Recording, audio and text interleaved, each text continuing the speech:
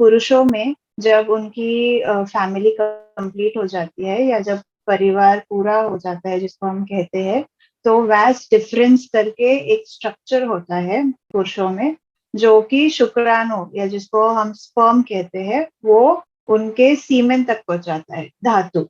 तो उस स्ट्रक्चर को कट करने से स्टेरलाइजेशन प्रोसीजर हो जाता है, या जिसको हम गर्भ निरोधक का एक तरीका है, वो एक सर्जरी होती है और वो परमानेंट मेथड ऑफ स्टेरलाइजेशन है इन मेल्स, पुरुषों में। उसमें उतना ही आपको दर्द होगा जितना किसी और प्रोसीजर में, बल्कि वैसेक्टमी में उल्टा आपको कम से कम दर्द होता है, क्योंकि ये डे केयर जिसको हम कहते हैं कि आप अगर सुबह में एडमिट हो जाए तो आपको शाम को छुट्टी मिल जाती है, तो इसमें उतना ही दर्द होता है जितना किसी और प्रोसीजर में आपको होने वाला होगा। और उसमें रिस्क क्या क्या है? उसमें उतना ही रिस्क है जितना अगर आप अपना थायराइड का सर्जरी कराते हो या कोई और सर्जरी कराते हो, उतने ही रिस्क है। आप अगर एक फिट इंसान हो, आप मिडिल एज हो, या आपकी उम्र अपनी 50 साल की उम्र तक के मर्दों तक ये सेफ होता है। आपको कोई और बीमारियां नहीं है, जैसे कि हृदय की बीमारी हो गई या किसी और लिवर की बीमारी हो गई, आपको दूसरी और कोई बीमारी नहीं है, तो ये प्रक्रिया आपके लिए बिल्कुल ही सेफ है। तो उसमें ऐसा कोई स्पेसिफिक रिस्क या पर्टिकुलर उसको रिलेटेड रिस्क नहीं है। जब ये प्रक्रिया हो जाती है तब फिर भी कुछ प्रमाण का स्पर्म्स जो अपने शुक्राणु होते हैं वो फिर भी रह जाते हैं आपके वास डिफरेंस में। तो 3 महीनों तक आप अपनी वाइफ को फिर भी आप गर्भवती कर सकते हैं, क्योंकि 3 महीनों तक, 3 महीने करीबन लगते हैं आपके जो धातु से सारे के सारे शुक्राणु को निकल जाने के लिए। तो अगर आप तब अपनी पत्नी के साथ संबंध रखते हैं तो आपको दूसरा कोई तरीका गर्भ निरोधक, चाहे वो कॉन्डम हो, चाहे वो टैबलेट्स खाना हो, वो आपको ध्यान रखना है। एक बार आपका डॉक्टर यूजुअली आपको कहेगा कि 3 महीने बाद आपके एक धातु का टेस्ट कीजिए, जिससे पता चल जाएगा कि धातु में कोई और शुक्राणु बचे हुए नहीं है। तो बस वही आपको ध्यान रखना है कि उस दौरान आपको दूसरा कोई ना कोई तरीका गर्भ निरोधक का पालन करना है। उसके अलावा जो हम नॉर्मली किसी भी सर्जरी के लिए केयर बताते हैं, जैसे कि आपकी आपकी सर्जरी हुई है तो आपको अपने खाने का ध्यान रखना है। आपको हम यूजुअली बोलते हैं कि उस जगह पे ज्यादा प्रेशर नहीं देना है, जैसे कि साइकिलिंग हो गई या बाइक चलाना हो गया, तो उस जगह को आपको वापस तकलीफ हो सकती है, थोड़ा बहुत दर्द हो सकता है। तो बस उतना ध्यान रखना है। ज्यादा से ज्यादा आपको 1.5 महीने आपकी जो ऊपर के टाके हैं वो पूरी की पूरी तरह से 1 हफ्ते के अंदर सूख जाते हैं, लेकिन 1 से 1.5 महीने तक आपको बस ध्यान रखना है कि उस जगह पर ज्यादा जोर ना पड़े। 1 1.5 महीने के बाद आपको गर्भ निरोधक का पालन करना है, और 3 महीनों बाद एक बार आपका शुक्राणु का टेस्ट बिल्कुल क्लियर आ गया, उसके बाद ध्यान नहीं देना है। अगर आप पुरुष हो तो आपको ऐसा कोई स्पेसिफिकली सर्जरी के लिए ध्यान नहीं रखना है, इसको रिलेटेड आपको कोई प्रिकॉशंस नहीं लेनी है। इससे रिलेटेड आपको दूसरा कुछ नहीं, आपको बस अपने डॉक्टर के पास जाना है, अपने जो भी नॉर्मल रक्त की जांचें हम जो करते हैं वो करवा के लेना है, और बस भूल के डॉक्टर कभी कभी आपको देखेंगे। ये आपका जो सर्जरी है वो लोकल एनेस्थीसिया में भी हो जाता है। आपको भूल मतलब पूरी तरह से हम सुलाएंगे भी नहीं, सिर्फ वही जगह पे इंजेक्शन दे के भी ये प्रोसीजर हो जाता है। तो ये आप समझ सकते हैं कि बहुत ही सुरक्षित एंड सेफ प्रोसीजर है। पुरुषों में उनका एक पेनिस होता है, उसके नीचे स्क्रोटम होता है, और जो कमर का हिस्सा है उसके थोड़ा सा नीचे, वहां पे हम सर्जरी करते हैं दोनों बाजू में। तो मैस्टरबेशन के लिए पीनिस में हम सर्जरी नहीं करते हैं। तो मैस्टरबेशन तो आप बिल्कुल कर सकते हैं जितना आप कंफर्टेबल हो। 1 1.5 हफ्ते तक आपको थोड़ा सा पेन होगा, उसके बाद आप मैस्टरबेशन कंफर्टेबली कर पाएंगे। इजैकुलेशन भी मैस्टरबेशन की तरफ से इजैकुलेशन आप कर सकते हो। सेक्सुअल इंटरकोर्स, जैसे कि मैंने कहा, 3 महीनों तक आपके धातु में शुक्राणु का प्रमाण रहता है, तो तब आप अगर सेक्सुअल इंटरकोर्स या जो संबंध रखते हो तो कॉन्डम पहन के रखिए। ताकि आपकी बीवी गर्भवती ना हो। 3 महीने बाद तो उसमें कोई शुक्राणु होता ही नहीं है, तो उसके बाद आपकी पत्नी के गर्भवती होने की संभावना बहुत ही कम होती है।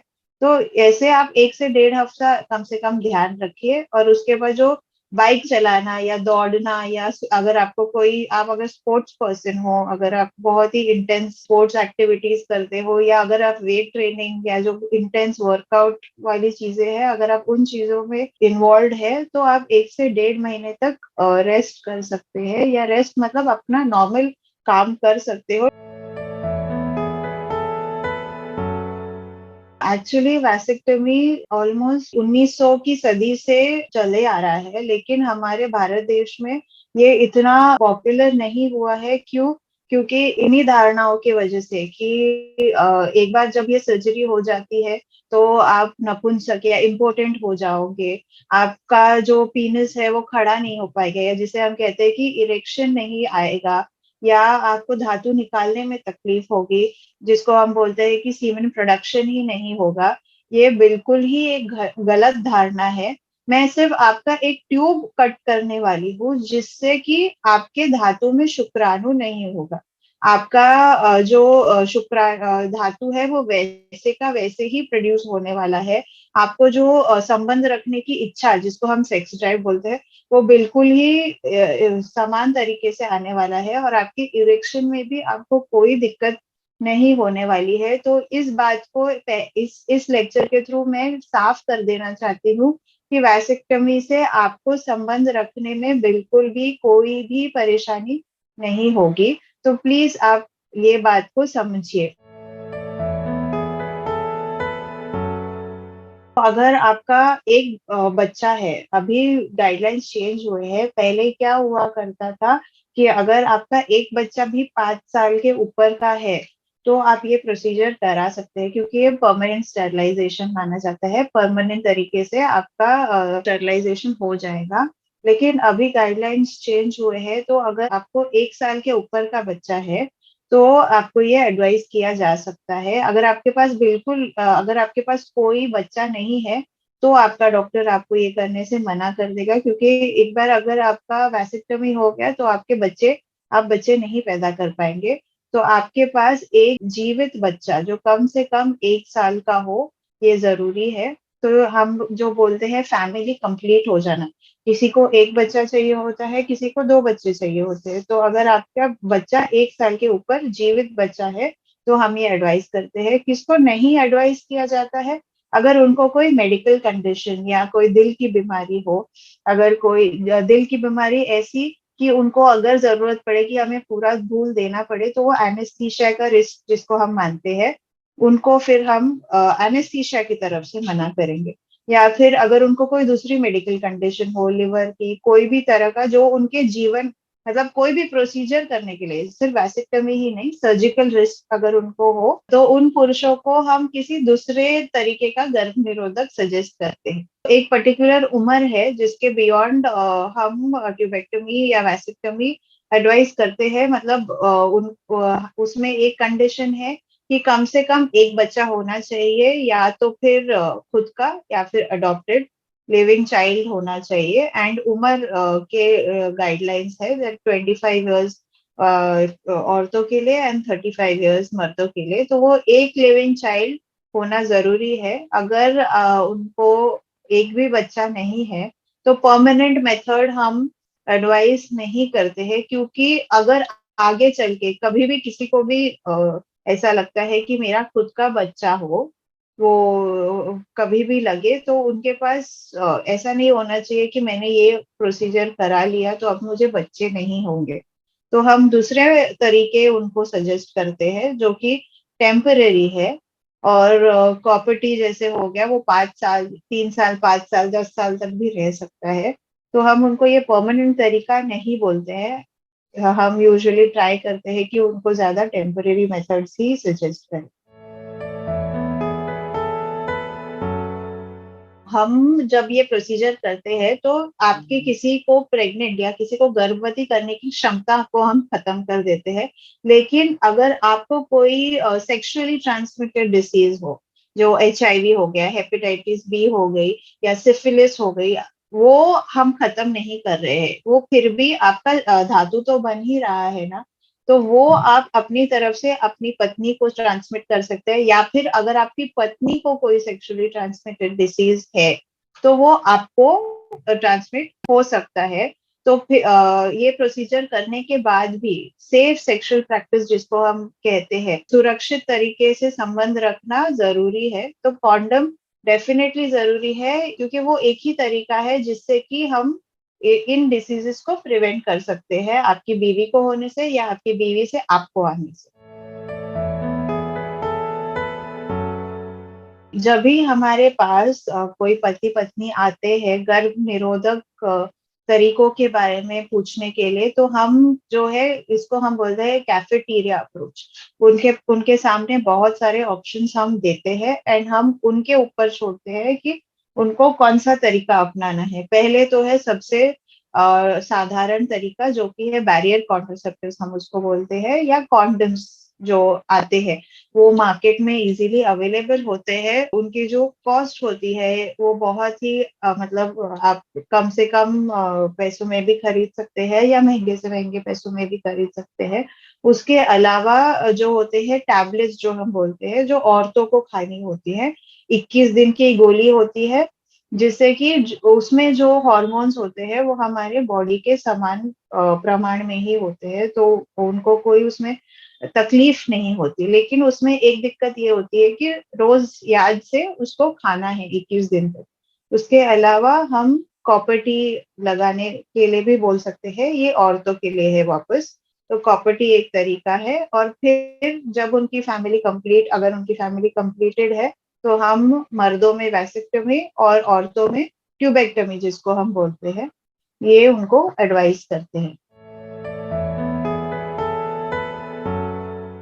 पहली बात, क्योंकि ये अंडर लोकल एनेस्थीसिया, मतलब वहां पे सिर्फ एक इंजेक्शन दिया जाएगा और पूरा प्रोसीजर हो जाएगा।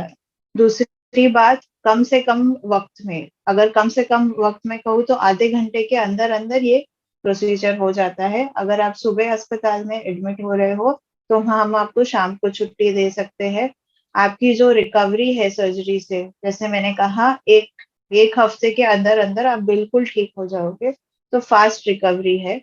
उसके बाद चौथी चौथी बात यह है कि आपकी जो पत्नी है उन्होंने 9 महीने तक अभी क्या बोल सकते हैं कि आपको वो भगवान ने नहीं दिया है गर्भाशय, तो उसमें आपकी गलती नहीं है, लेकिन आपकी बीवी ने 9 महीने तक बच्चे को अपने पेट में रखा है, उसने नॉर्मल डिलीवरी या सिजेरियन का दर्द सहा है। तो आप अपनी पत्नी के लिए इतना थोड़ा सा दर्द तो सह ही सकते हैं। तो आप ही क्यों, इसके लिए जवाब यही है कि जब अब हम 21वीं सदी में है, जहाँ पे मर्द और पुरुष दोनों समान होते हैं, तो आपकी पत्नी अगर इतना दर्द ले रही है, तो अगर आपसे थोड़ा सा दर्द की अपेक्षा अगर वो रखती है, तो उसमें कोई गलत बात मुझे नहीं लगता है। तो इसीलिए मुझे ऐसा लगता है कि पुरुषों को उतना तो अपनी पत्नी के लिए करना ही चाहिए, क्योंकि उसमें कोई डिसएडवांटेज नहीं है। और एडवांटेज ये है कि आपको आगे बच्चे नहीं होंगे। और हम भारत देश की आबादी वैसे ही काफी हम आगे चल रहे हैं, तो अगर हम थोड़ा सा भारत देश के लिए भी मेहनत करते हैं तो उसमें कोई डिसएडवांटेज नहीं है, कोई बुरी बात तो है नहीं। दोनों के एडवांटेजेस ये है कि दोनों भी लोकल एनेस्थीसिया में हो सकते। पहले के जमाने में कैंप्स हुआ करते थे, मास कैंप्स, जिसमें मास ट्यूबेक्टमीज और हुए जाते थे। मास वैसेक्टमी तो मैंने 1984 के बाद सुना नहीं है कि मास वैसेक्टमी किया जाए। तो दोनों भी एक समान है, दोनों में भी रिस्क उतना ही है और दोनों का एडवांटेज सेम ही है। और दोनों भी लोकल एनेस्थीसिया के अंडर हो सकता है, दोनों की रिकवरी सिमिलर होती है। तो ऐसा बिल्कुल नहीं है कि एक दूसरे से ज्यादा सेफ है या एक दूसरे से ज्यादा अनसेफ है।